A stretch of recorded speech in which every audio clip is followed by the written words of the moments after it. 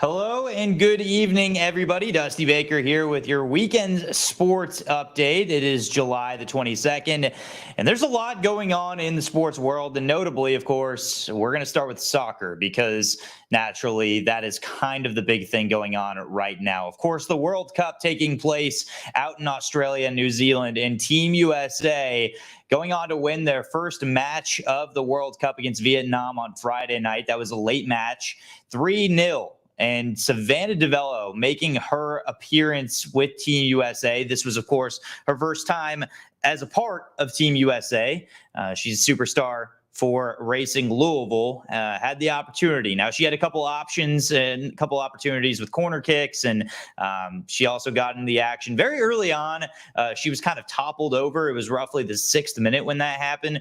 So welcome to the show, I guess. But really special for Louisville folks to be able to see one of their own competing at this level. And she's not the only one as well. We've been talking about it throughout the week. There are 5 other Racing Louisville players that are also involved in the World Cup that are seeing time as well. But Savannah DeMello being able to crack the starting lineup and making the show, that is a huge deal for Racing Louisville, for DeMello herself, and for the U.S. They win their first match 3-0 against Vietnam. And so, of course, we're going to keep tracking her as we move along. And another one also to keep in mind. So while she is away, Racing Louisville is still playing, by the way, and they had a match also on Friday night. They would face Chicago, the Red Stars. Now, this was not their regular NWSL play. Instead, this was what they call the Challenge Cup, and simply it's kind of restarting things for them while they're obviously past schedule still plays over and will roll over after the World Cup.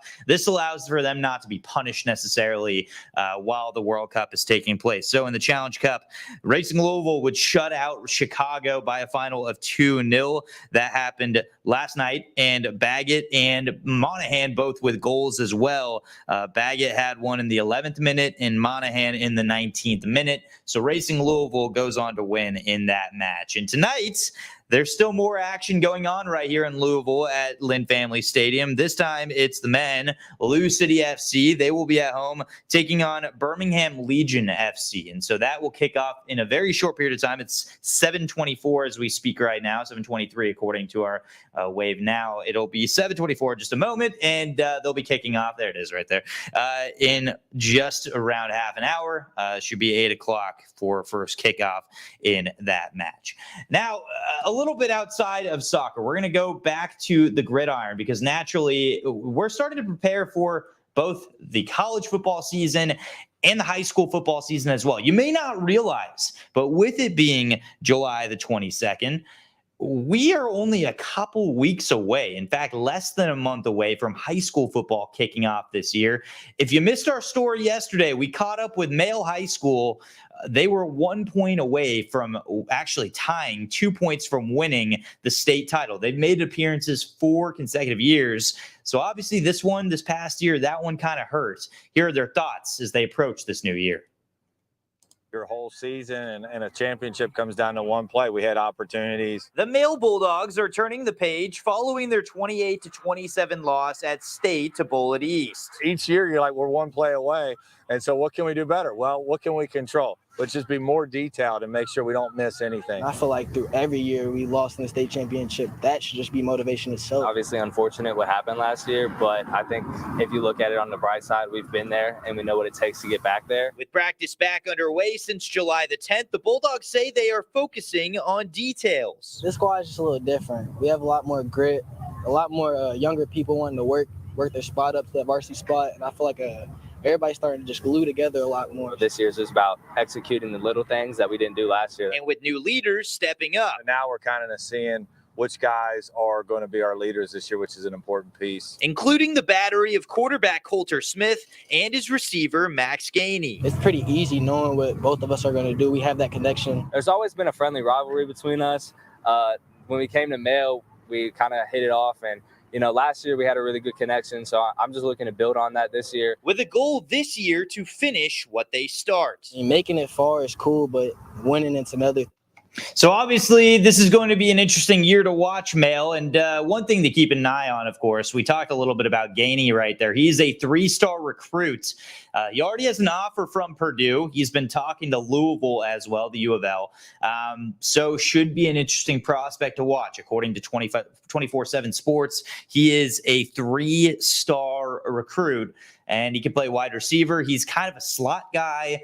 He's not the biggest kid in the world at 5'8", 5'9", but he's got blazing speed. So should be exciting to watch him. And that connection with Coulter, of course, as well, heading into this new year.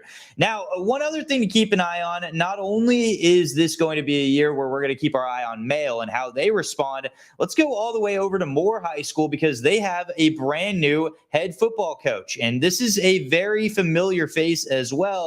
It is Mikhail McKay, I should say. He is a former NFL and college wide receiver. Now, he didn't get much time in the NFL, but at college, he played at Arkansas, and he also played at Cincinnati as well. He was a transfer prospect there, but he's returning back to his roots at Moore High, and he tells us that this is a special opportunity for him to take over as the head coach because, quite frankly, they haven't been that great. He wants to be able to bring them some relevance once again, and he tells us that this is an opportunity to really expand the brand that is Moore football, and so he wants to take center stage and have his kids learn and believe that they have an actual shot to go into this year and compete.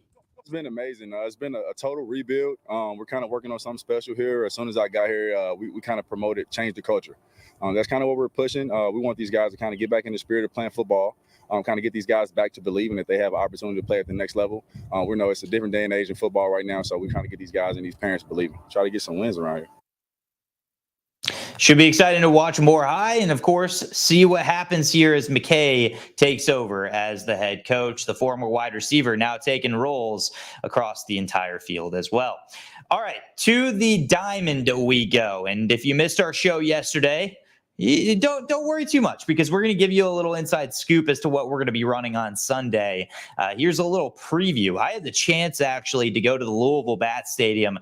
We've done a little segment called In the Dugout with Dusty Baker. Naturally, I'm not necessarily the Dusty Baker that a lot of people expect to be in the dugout, but I'm in the dugout here in AAA Louisville. And so how about the Reds? The way that they continue to develop year after year, it seems that they've been getting new prospects. Well, just a year ago, they acquired a key name, Noelvi Marte, from the Seattle Mariners. It was in a trade to send off Luis Castillo, their star starter. Of course, some people may say, well, we wish we had him this year, and they probably do. But Noelvi Marte is a special talent, and I had the chance to catch up with him after he hit his first career home run with the AAA Louisville Bats. I'm back here in the dugout with another Reds top prospect, Noelvi Marte, joining me right here. Noelvi coming off his first career home run at the AAA level. It was 464 feet as well. Noelvi, what were those emotions like when that ball came off the bat? Me sentí muy bien en realidad porque era algo que estaba esperando. It feels good because it was something he was waiting for, and he was proud of what he accomplished. A lot of people don't even know where that baseball went. At the end of the day, now you turn your attention here in Louisville to trying to get yourself to the Reds organization at the very top. You saw players here already like Ellie De La Cruz. What will you be doing here to get yourself to that next level? Seguir haciendo el mismo trabajo que venimos haciendo. Same thing. Keep doing what he's been doing. Be consistent and do as much as he can to help the team win.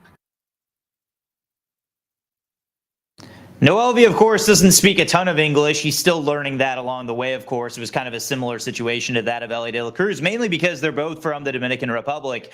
He's only 21 years old, and he's 6 feet tall, and he's 210 pounds. And that ball that he hit 464 feet, that went 113.8 miles per hour.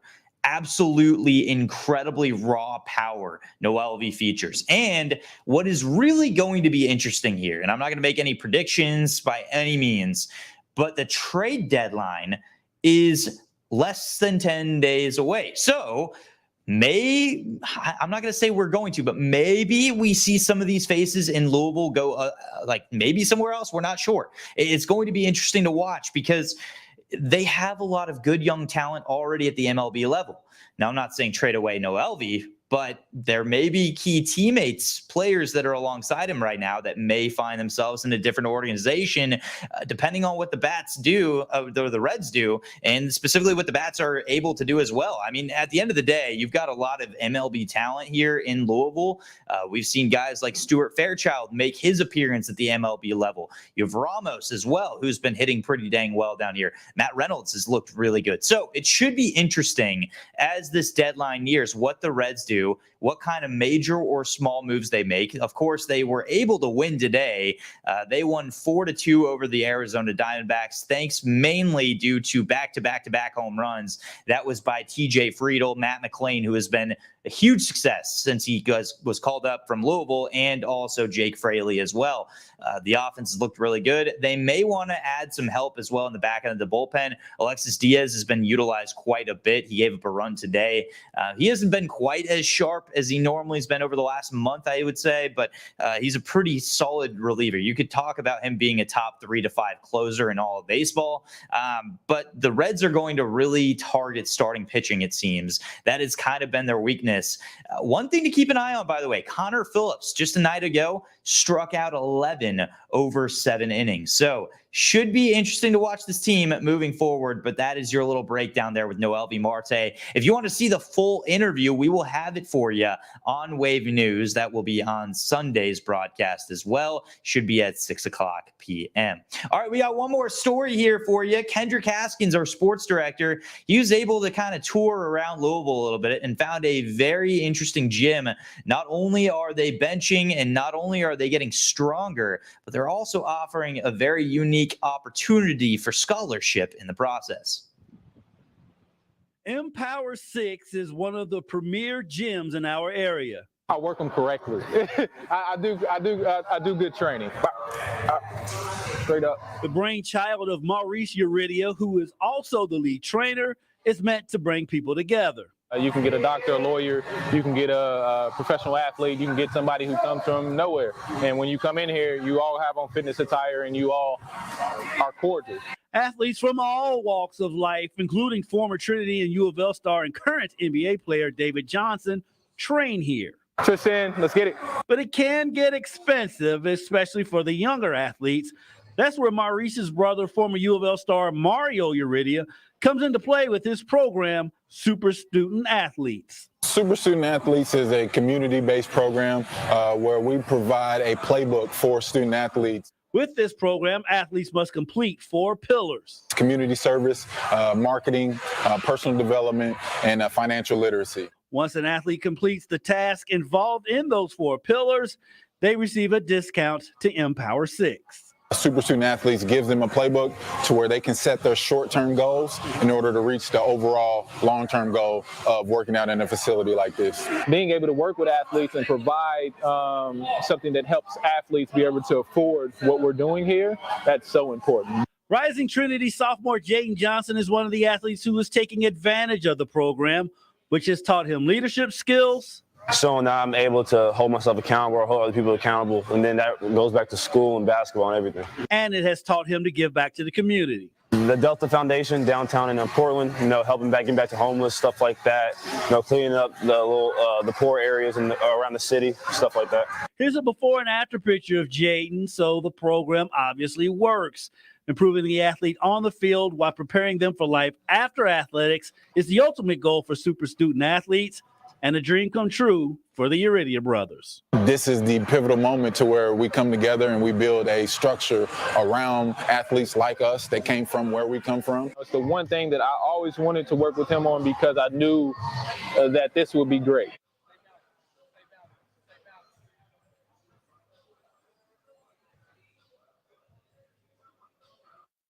Awesome to see what the brothers are doing out here. Thank you so much, Kendrick Haskins, for that story. And needless to say, a really awesome concept with the gym to be able to offer that opportunity.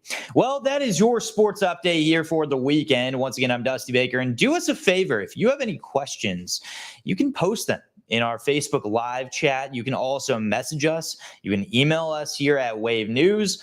You can even tweet at us. And in order to do that, go ahead and follow us on Twitter. We want you to follow us at Wave News Sports. Once again, that's at Wave News Sports. We'd love to be able to interact with you. Any questions you have, maybe something you want us to talk about. We had a comment yesterday saying that they want us to talk more about the MLB and NFL. That's totally, that's what we're here for. If you have a specific question you'd like us to answer or topic to cover, that's what we're here for. We're here for you. We're here for the people. And we want to make sure that we have that proper impact for you as well. So feel free to comment any questions you may have, and we will get to that on our next segment as well. But for now, I'm Dusty Baker. Thanks again for joining us. Catch us at 11 o'clock tonight. We will give you a score update for that Lou City match. We'll also give you highlights from that. And there is a lacrosse all-star game taking place right here in Louisville. We'll have some recap from that as well. And maybe, just maybe, you might see Noelvi once again. Thanks again for joining us. We'll see you later this week.